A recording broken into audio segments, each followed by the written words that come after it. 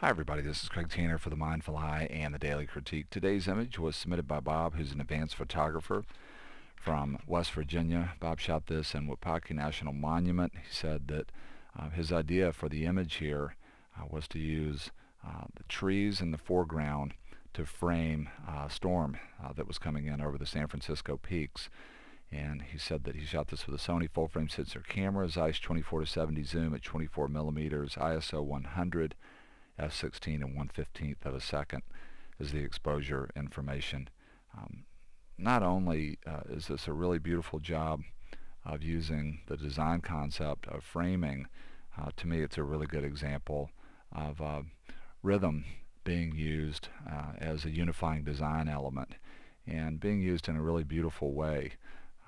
An obvious rhythm in this image is just the repetition of the same subject, but that is not nearly as interesting visually to most people as having different areas of the image that are different things, and then either having a very clear repetition or moving towards more of a subtle repetition.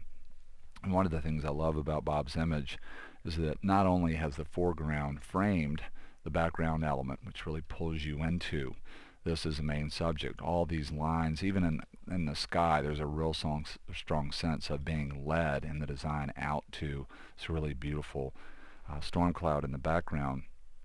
In addition to the framing and the leading line, there's a subtle sense of repetition. One of the main visual ideas I get when I look at this image is sort of the design of spokes on a wheel and this foreground tree that's really close. And by centering this group of dark trees in this negative space, the whole image now has a feeling of that, of a weighty center right in the middle of the image with all of these ideas, if we include the clouds, sort of being spokes on the wheel. And the other thing that's really beautiful is that these S-curves that are playing out in the middle of this cloud do a really beautiful job of rhyming quite a bit of the visual movement in the tree itself. So really beautiful framing, really beautiful sense of rhythm, great moment. I love the conversion here, a lot of really beautiful black and white tones. When I think about a perfect world variation for this image, I think about sort of two things.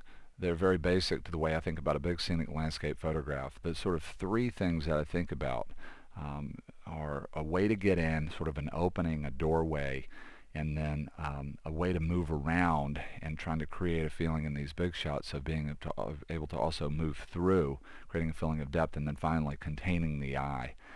And I think Bob has an amazing doorway or opening to get into this image. And also a really beautiful path to get to the background with this framing in here and up here. But I would like to do a different variation of the image where there's more of a container and there's more of a feeling of depth moving into this as a subject. One of the things that happens in this image is that there's a lot of leading line, but a few of these leading lines potentially can point us out of the image. And you have this real bright top of the cloud, but then it's very, very bright up here, and I can pick up speed and get pulled out of the image in the same way that this is trying to push me back in. And I'd like to have a little bit more of a feeling of being led out to by the framing and the rhythms to this as a subject, and having it feel like there's more depth in there so I can move even further into the image and then containing the eye up here. So here's the Photoshop work that I did to accomplish that. Came in with a curves adjustment and added a little bit more movement in terms of contrast within the cloud itself, trying to push more form within that as a subject. Then I came in and did a little bit of darkening, trying to do the same thing. Difference between light and dark creates the illusion of form.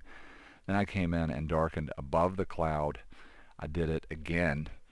Didn't feel like I'd gone quite far enough and pushed that again.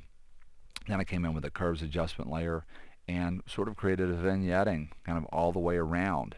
And then I grouped those layers so that I could, if I wanted to, turn the opacity down overall on that work or paint a little bit on the mask like I've done here to correct the work in certain areas.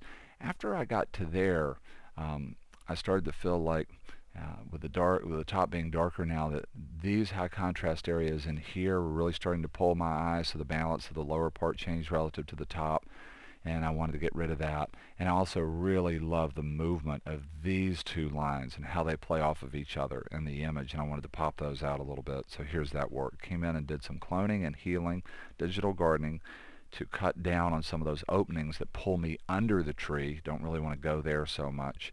And then I came in and I popped those two horizontal lines. There's before and there's after in the lower part of the image to create a little bit of movement down here that cross hatches, that can sort of bracket the top of the cloud like that in the image. And here's where we started, and here is where we ended up. Wanted to say one other thing today that I haven't talked about in a while. Just a couple of basic Photoshop things that I think about when I start to work on an image. So turn all this off, and we'll just pretend like we're starting over. I almost always will go into an image like this and go to curves, and just from the middle brighten quite a bit and then darken quite a bit. And that gives me a chance to sort of look at all the areas of the image and what they might feel like if they were much darker or much brighter. And for me, doing that on this image really made me feel like I could get a lot more form out of the cloud in the background and also hold the eye in the shot better from the top. And the other thing that I just wanted to mention is that my basic concept for working with adjustment layers and mask, let's say that I want to make this top part darker, is to, if I'm in curves here, I'd use the target adjustment tool to see where these pixels are on average, and then I would pull down and I would overdo it. Say, you know, I don't want to think about this too much. I know I want to be darker up there, so I'm going to overdo it. Then I'm going to go back and fill the mask with black, and then get the brush tool. I'm always at 0 hardness on the brush so that the brush is very feathered.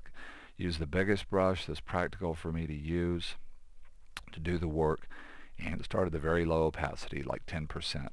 And now as I come in and paint, I'm just adding a little bit of that change at a time, and if we click on the mask, you can see that the adjustment is very, very subtle. I wanted to show you one other thing right here on the mask.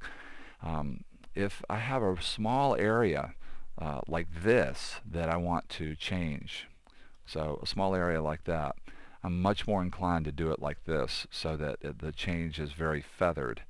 So we back up, much more inclined to come in with a big brush and paint like this, and then switch to black and come back in with a big brush and paint away the change, so that I'm left with a very, very, very subtle small line.